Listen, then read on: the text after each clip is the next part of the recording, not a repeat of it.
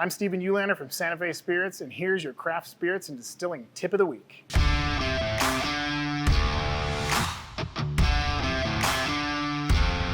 One of the really interesting parts, I think, of these barrels is what they do once they're made.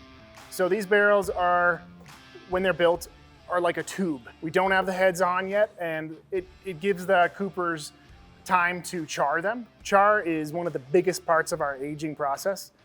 Being able to take these barrels, add some sort of heat to them, caramelizes that wood. How they're caramelized really matters. In the wine industry, we often see something like a toasted oak. Toast still occurs on these barrels, and in fact, the cooperage we use, Kelvin cooperage, both toasts and chars our barrels. As far as toasting and char goes, toasting of the barrel is actually done at a slightly lower temperature for longer. That enables the wood to kind of slowly change. This is a nice example of something what a toasted stave would look like.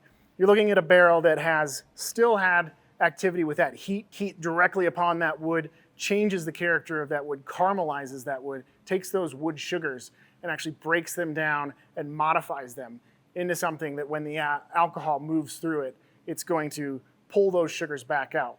That toast process can take up to 10 minutes at, again, a lower heat than something like a char. Something interesting about toast too is there's different levels. There's levels of toast of how long they're toasting them, kind of the darkness you will get will define that, but also how much flavor you can really pull from it and how much really oak you're trying to get off of that.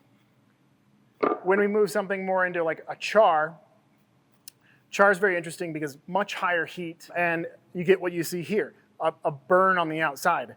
It not only caramelizes, but it also turns that outside of that wood into carbon, into charcoal, and something that actually becomes somewhat of a charcoal filter, a carbon filter, as that barrel ages over time and as that alcohol moves in and out of those staves.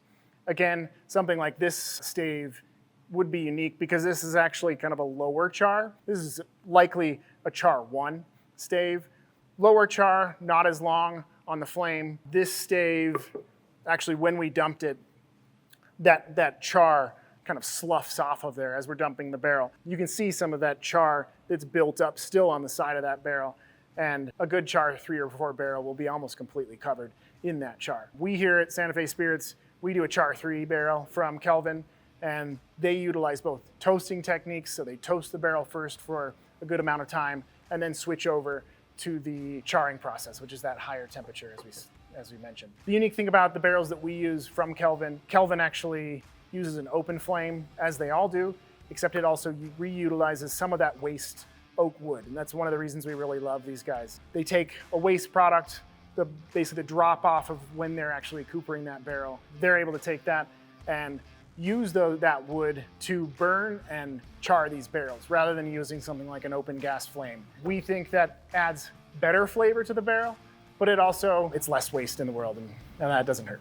To learn more about maturation of spirits in barrels, click the link below.